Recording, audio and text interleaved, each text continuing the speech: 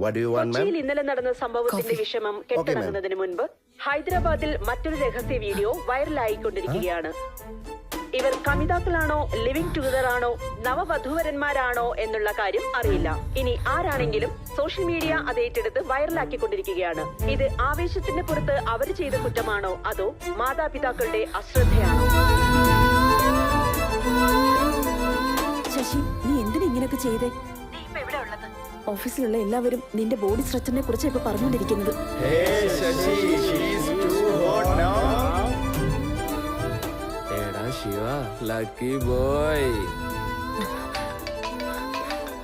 Sasi, what's wrong with you? നീ ഇങ്ങനെ ചെയ്യുമെന്ന് ഞാൻ വിചാരിച്ചതേയില്ല. അങ്കിളും ആന്റി ഈ കാര്യം അറിഞ്ഞാൽ എന്ത് സംഭവിക്കുമെന്ന് നിനക്ക് അറിയാലോ. ഇനി ആരാണെങ്കിലും സോഷ്യൽ മീഡിയ അത് ഏറ്റെടുത്ത് വൈറലാക്കിക്കൊണ്ടിരിക്കുകയാണ്. രണ്ടുപേരും ചേർന്ന് ഇങ്ങനെ ഒരു വീഡിയോ എന്തിനാണ് പുറത്തുവിട്ടത്? അവരെന്തിനാണ് ഇങ്ങനെ പരീക്ഷിച്ചത്? വിവരമറിഞ്ഞ മാതാപിതാക്കൾ എങ്ങനെ സമൂഹത്തിന്റെ മുന്നിൽ തലയുയർത്തി നിൽക്കും? സംസ്ഥാനത്തിന്റെ പല ഭാഗങ്ങളിലായി പെൺകുട്ടികൾ ഇതേ ചതിക്കുഴിയിൽ തന്നെ വീണുകൊണ്ടിരിക്കുന്നു. ഇതുപോലെയുള്ള അശ്ലീല വീഡിയോകൾ സോഷ്യൽ മീഡിയയിൽ കൂടി പ്രചരിപ്പിക്കുന്നതിന് മുൻപ് സ്വന്തം മാതാപിതാക്കളെ കുറിച്ചും സ്വന്തം ജീവിതത്തിലേക്കും ഒന്ന് തിരിഞ്ഞു നോക്കുന്നത് നന്നായിരിക്കും. കോഫി.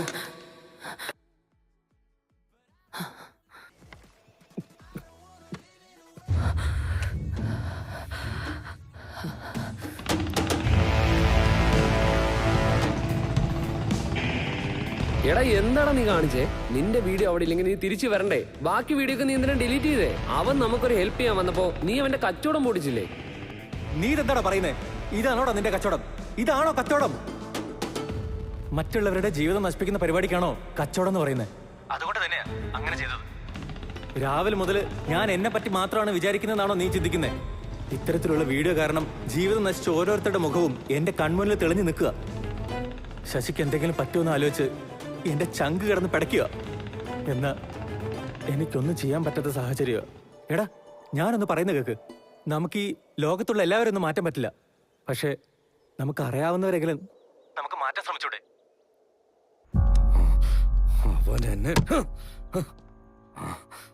ഞാൻ എന്താ ചെയ്യുന്നേ? എടാ, അവൻ വീഡിയോ കിട്ടാത്ത വിഷമത്തില് എല്ലാം ഡിലീറ്റ് ആക്കിയതാ. നീ ഒന്ന് മനസ്സിലാക്ക്. എടാ, ചെറുപ്പത്തിൽ നീയൊക്കെ എന്നെ സഹായിച്ചപ്പോ ഞാനൊന്ന് തിരിച്ച് സഹായിച്ചതേ ഉള്ളൂ. അവനൊരു നെറുകെട്ട പണി കാണിച്ചത് കൊണ്ട് എനിക്ക് 4 ലക്ഷം പോയത്. നേരം വെളുക്കുന്നതിന് മുമ്പ് 6 വീഡിയോ അപ്ലോഡ് ചെയ്യണോടാ. ഒന്ന് പോയടാ നീ. ഞാൻ പറയുന്ന പോലെ ഒന്ന് കേക്ക്. 6 വീഡിയോ അല്ല, 60 വീഡിയോ നിനക്ക് അപ്ലോഡ് ചെയ്യാം. അതെന്താന്ന് വേഗം പറയടാ. ഒന്നുമില്ലടാ, വെരി സിമ്പിൾ. നീ നിന്റെ വീട്ടിൽ പോയിട്ട് അമ്മയുടെ അച്ഛന്റെ റൂമിൽ ഒരു ക്യാമറ വെക്ക്. പിന്നെ നിന്റെ ചേട്ടന്റെ ഭാര്യയുടെ റൂമിൽ ഒരു ക്യാമറ വെക്ക്. പിന്നെ ഒരു ക്യാമറ നിന്റെ റൂമിൽ വെക്ക്. രാവിലെ ആകുമ്പോഴത്തേക്ക് 3 വീഡിയോ റെഡി ആയി. ഓ, ഞാൻ മറന്നുപോടാ. നിങ്ങളുടെ കൂട്ടുകുടുംബം അല്ലേ? ചിറ്റപ്പന്റെയും കുഞ്ഞമ്മയുടെയും മാമന്റെയും മാമയുടെയും എല്ലാവരുടെ റൂമിലും ക്യാമറ വെച്ചേര്. രാവിലെ ആകുമ്പോഴത്തേക്ക് എല്ലാ വീഡിയോ റെഡിയാവും. നീ എന്തറിഞ്ഞോട്ടെ സംസാരിക്കുന്നേ? സംസാരിക്കണം. കൈകെട്ടിയ കൊന്നുകളെ ഞാൻ. എന്റെ വീട്ടിൽ എന്തിനു വെക്കണോടാ? നിന്റെ വീട്ടിലല്ലടാ, ആരുടെ വീട്ടിൽ വെച്ചാൽ ഇത് തന്നെ റെക്കോർഡാവുന്നത്. 4 ചുവരിന്റെ ഉള്ളിൽ നടക്കുന്നതാണ് ദാമ്പത്യം. അത് 4 പേർക്ക് കാണുന്ന രീതിയിലാക്കി നീ വ്യഭിചാരമാക്കുക. കൊള്ളാലോടാ. നീ എന്താ പെട്ടെന്ന് റൂട്ട് മാറ്റി സംസാരിക്കുന്നേ? നീ ഇതുപോലുള്ള വീഡിയോ കാണാറില്ലേ?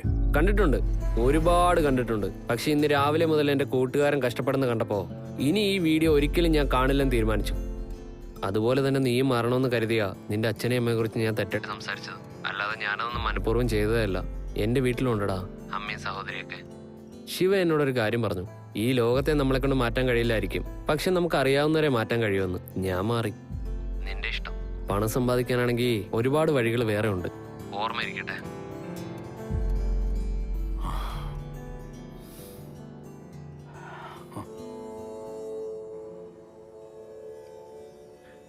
എനിക്ക് നിന്നിൽ ഒരു വിശ്വാസമേ ഇല്ലായിരുന്നു. എന്നാ അവൾക്ക് വിശ്വാസം ഉണ്ടായിരുന്നു. ഇനി അവൾ ഒരിക്കലും എന്നെ വിശ്വസിക്കില്ല. അതുകൊണ്ട് നിന്റെ മേലുള്ള വിശ്വാസം വെച്ചെങ്കിലും ആ ഫോണ് കിട്ടാൻ വേണ്ടി ഞങ്ങളെ സഹായിക്കണം, പ്ലീസ്.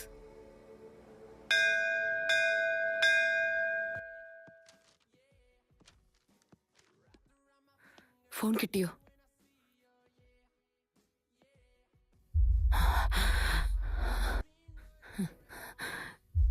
ശിവ, എനിക്ക് കിട്ടുമെന്നുള്ള വിശ്വാസം പോയി. ഫോൺ കിട്ടില്ല. അപ്പോ രാവിലെ വരെ ഉണ്ടായിരുന്ന നിന്റെ വിശ്വാസം തീർന്നല്ലേ? എന്നാ അതേ വിശ്വാസത്തോടെ ഫോൺ കിട്ടും നീ വിചാരിക്കേ. എന്താന്ന് വെച്ചാ ഐ സ്റ്റിൽ ബിലീവ് ഫോൺ എന്തായാലും കിട്ടും.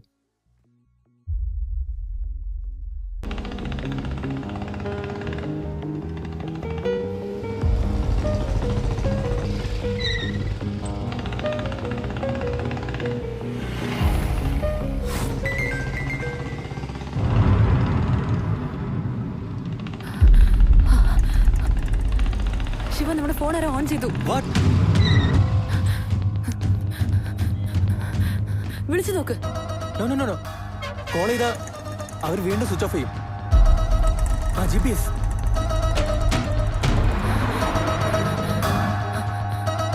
ആ ശശി, ഫോൺ ഇവിടെ അടുത്തെവിടെ ഉണ്ട്. നീ ആ GPS നോക്ക്.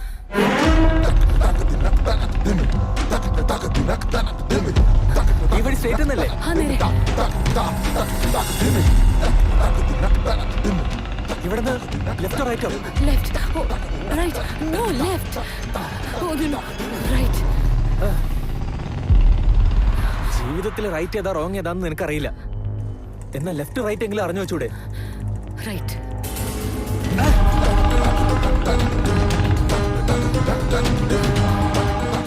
ആ സിഗ്നൽ എടുത്തുണ്ട്.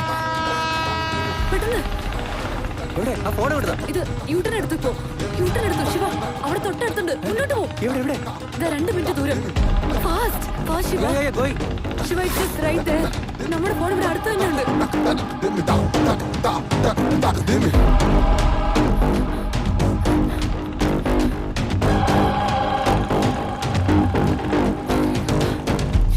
എന്തു പറ്റി?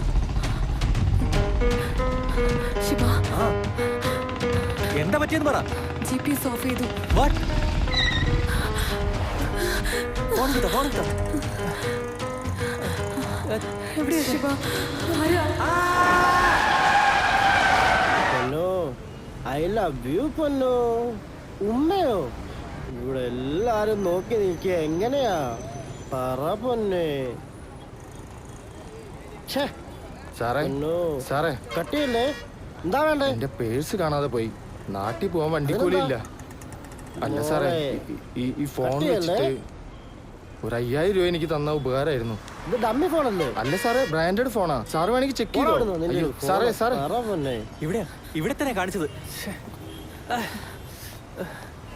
ഈ ഫോൺ എടുത്തിട്ട് കുറച്ച് പൈസ തരും സാറേ. നാട്ടിൽ പോകാൻ കാശില്ല. സാറ് കാശ് തന്ന് ഞാൻ നാട്ടിൽ പോയേനെ. എന്റെ കയ്യിൽ ഇല്ലടോ.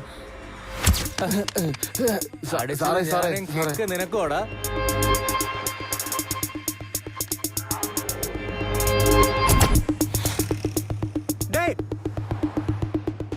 നീ ഇവിടെ നിക്കടാ.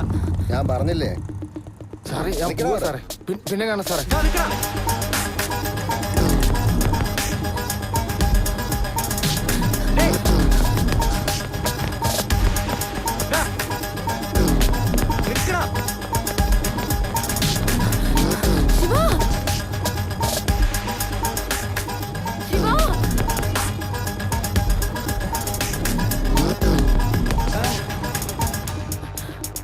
നിക്കാനാ പറഞ്ഞത്. ശിവ